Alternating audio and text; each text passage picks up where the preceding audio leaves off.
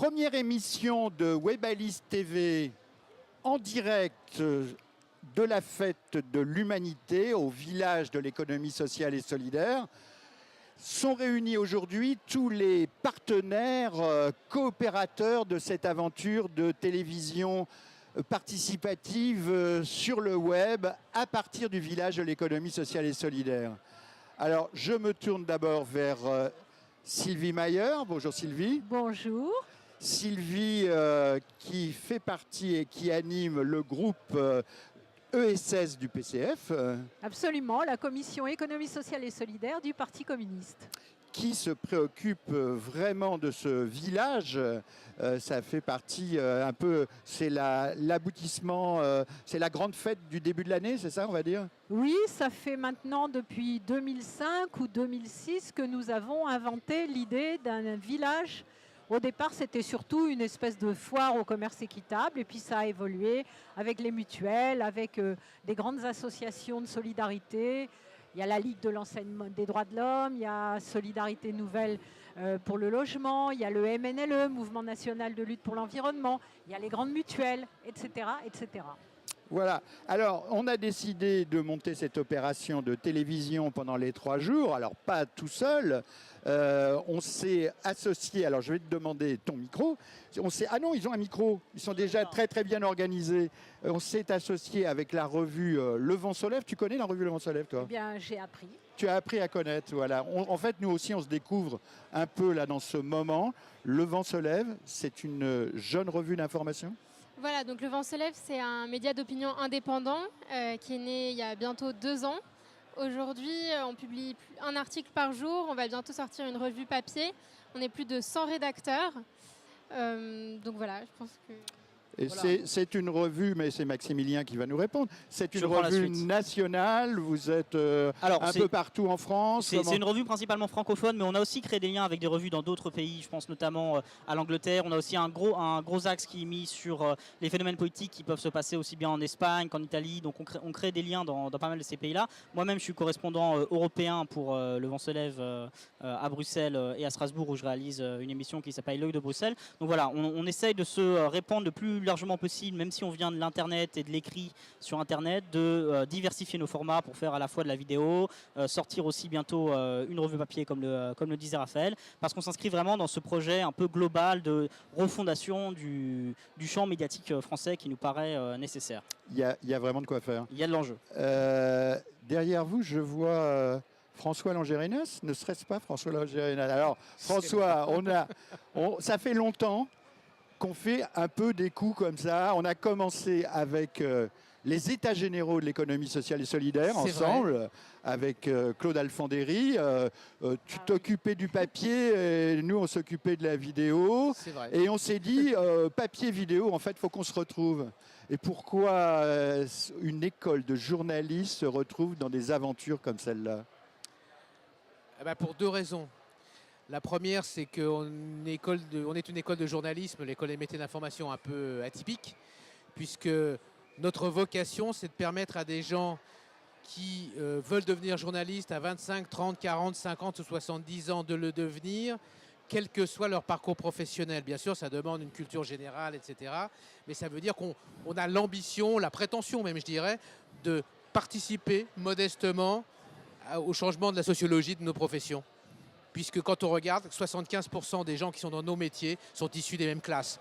Je dis classe pour ne pas être grossier, parce que j'assume ce terme. Voilà.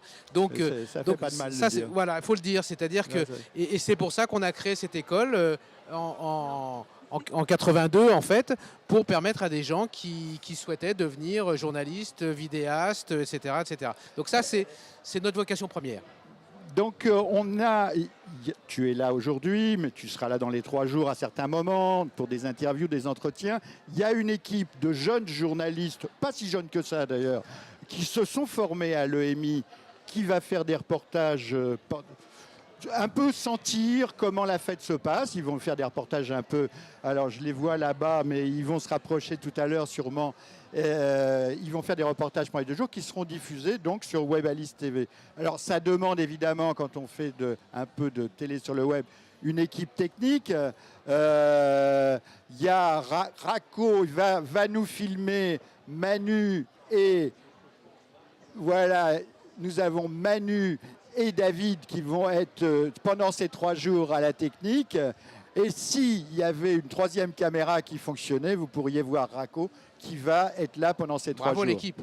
Alors, Webalist TV, c'est le nom de la télé qui va émettre sur le web avec Sylvie qui va faire des interviews, toute l'équipe de Vent se lève, l'équipe de l'EMI aussi va travailler.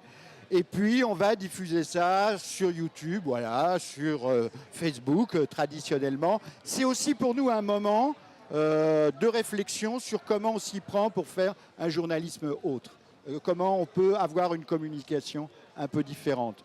Il faut dire que tout ça n'aurait pas pu être possible sans notre camarade Marie-Christine Vergéat, députée de l'AGOE, et l'AGOE, le groupe unitaire du Parlement européen, qui nous soutient pour faire de la télé, pour être sur le web, pour que des citoyens, des journalistes s'expriment. Ça fait partie des aspirations de l'AGOE et on les en remercie. Marie-Christine sera là plusieurs fois dans nos entretiens. Juste une dernière question avant de... On attend là le chef de file de la liste européenne que Sylvie Mayer va interviewer. Pour toi, Sylvie, faire de la télévision sur le web, c'est important ? Ah mais tout à fait. Alors, ce qu'on n'a pas dit, c'est que le groupe, la commission OSS du Parti communiste publie un petit 4 pages modeste, mais néanmoins important, coopératif, coopératif, qu'on a aussi la chance d'avoir chaque premier mardi du mois 4 pages dans l'Humanité. C'est l'Humanité, le seul quotidien qui fait 4 pages par mois sur l'économie sociale et solidaire. Et les acteurs de l'économie sociale et solidaire m'ont remercié, moi, mais bon, c'est pour l'Humanité, parce qu'ils disent que depuis qu'on fait ça, eh bien les autres se sentent obligés de temps en temps de faire quelque chose. Donc ça, c'est important. Mais cela dit, nous avons aussi besoin de pouvoir nous exprimer oralement à travers la web TV. C'est important de pouvoir aller au-delà d'un petit 4 pages pendant 3 jours et puis peut-être qu'au-delà, peut-être qu'on continuera. Alors, pour une revue, vous êtes une revue sur Internet qui aspire à devenir une revue papier. On va changer les micros. C'est pour bientôt, je crois. Qui aspire et plus que ça. Bon, il faut peut-être faire un peu la genèse de ce pourquoi sur Internet. Nous, on a fait le constat qu'à la base, il y avait un vrai manque sur Internet de ce type de contenu-là et qu'il fallait un peu contester l'hégémonie qu'avait l'extrême droite sur Internet et qu'il a heureusement de moins en moins grâce à, je pense, à un certain nombre d'alternatives médiatiques de cet ordre-là. Mais on est aussi parti du constat que ce n'était pas un média en soi suffisant, qu'il fallait varier nos audiences et donc diversifier nos modes de communication. Mais il est certain qu'Internet et le format écrit sur Internet, ce qui est aussi un pari à la base, sont nos formats privilégiés, bien qu'on commence à se développer ailleurs. Voilà, donc Raphaël veut ramener une autre question ou une autre proposition. Je me méfie avec les journalistes parce que là on est en complément. En fait, au-delà du fait qu'on produit du contenu pour contrer ce qui a été produit par l'extrême droite à un certain moment, etc., on a aussi à cœur de faire du contenu de qualité et du contenu analytique. On produit pas d'articles, enfin on produit des articles à chaud, mais on produit surtout des articles analytiques, donc que ça soit sur des sujets à chaud ou sur des sujets qui durent plus dans le temps. On fait des entretiens assez longs, assez poussés. On fait vraiment des articles d'analyse, notamment on en a sorti un là sur l'écologie c'est un article qui dure dans le temps. Donc voilà, je pense que c'est aussi pour contrer cette instantanéité du web et pouvoir montrer qu'on peut aussi faire du contenu de qualité sur Internet. François, on aurait presque l'impression qu'ils ont été formés à l'EMI, non ? On est dans le même état d'esprit, mais c'est marrant dans ce qu'on a vu évoluer par rapport aux médias, c'est que d'une part, alors ça peut être contradictoire avec des choses qui ont été dites, mais d'une part, dans ce qui se construit aujourd'hui, le cœur des créations est sur le web et le papier devient complémentaire. Après ils peuvent s'équilibrer, je ne ferai pas de hiérarchie morale, mais c'est très net, alors que dans les premiers temps, il y a 15 ans, donc c'était il y a longtemps, nous étions encore jeunes, et à ce moment-là, maintenant on n'est plus que beau. Les sites web étaient des sites complémentaires aux médias. Les choses se sont inversées et c'est important à noter. Et en plus, est-ce que ça conforte ce que tu dis, c'est que il y a eu dans un premier temps une espèce de doxa, d'adaptation, qu'on le veuille ou non, du web au papier en disant les gens ne lisent plus donc on va faire du court. Et on se rend compte que sur le web, alors pour prendre un média indépendant de nous, toutes sortes, comme Mediapart par exemple. Qui est présent à la fête de l'humain. Absolument, Mediapart fonctionne, et je ne suis pas en train de discuter de la ligne éditoriale, ce n'est pas le débat. Je suis prêt à en discuter au bistrot quand vous voulez. Hein. Mais c'est nos clients, donc j'irai pas de mal. D'accord. Bon, mais cela dit, on fait du long maintenant sur le web. Il n'y a pas de question en disant le web c'est fait pour faire 300 signes ou rien. On peut faire des papiers de 10 000 signes sur le web et les gens le lisent. Et on peut faire des clips d'1 minute 30 comme de 45 minutes et ça marche. Et c'est sans doute l'un des avenirs des choses. Et puis la dernière chose que je voulais dire quand même, c'était par rapport à l'émission. Oui, c'est la toute dernière, mais c'est par rapport à toutes nos histoires. Ouais. C'est qu'il se trouve que l'EMI, comme Alice, est une scope.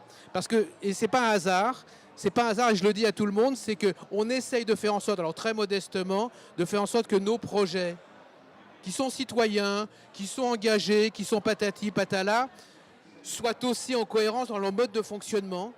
Et on se prend la tête tout le temps là-dessus, parce que c'est difficile à faire fonctionner. Une scope, c'est plus dur à faire fonctionner qu'une assos, et une assos, c'est plus dur qu'une boîte traditionnelle capitaliste. Mais on essaye jour après jour, tout le temps, d'être conforme à nos valeurs, même pour aller acheter du vin pour faire une fête, même pour aller, etc. Même pour faire 3 jours de télévision, on va discuter de ça, bien sûr. Qu'on soit conforme à nos valeurs, et pas uniquement qu'on va parler des scopes, ou on va parler de l'ESS, mais qu'on essaie de la vivre comme on peut, parce que l'ESS, comme le reste, c'est des contradictions. Et nous, on le vit positivement, mais c'est des contradictions. C'est pas les bisounours, mais c'est merveilleux, mais c'est pas les bisounours. On est d'accord. On va essayer de vous faire partager ces moments-là pendant 3 jours. Vous allez retrouver d'autres personnes de l'EMI, d'autres personnes du Vent se lève, Sylvie sur un certain nombre d'interviews. Alice Kopp est très heureuse de participer avec vous à cette aventure à la fête de l'humanité. Et puis, on se retrouvera probablement dimanche soir pour un petit bilan, pour voir un peu comment on a vécu ce moment. On est dans l'expérimental. On est très content de pouvoir faire ça. Et puis, on vous remercie et on vous dit... Ah, Sylvie voulait rajouter un tout petit mot. Je veux vous remercier parce que c'est des choses qu'on n'est pas du tout capable de faire sans vous, sans le métier, sans les professions. Et nous aussi, on est en cohérence en travaillant avec vous. Et on le fait au maximum. On fait vendre les thés de Scopti.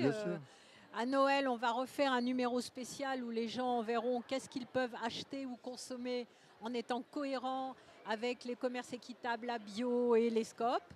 Et donc, c'était très important d'inaugurer cette expérience. Voilà. Eh bien, à ces 3 jours. À bientôt.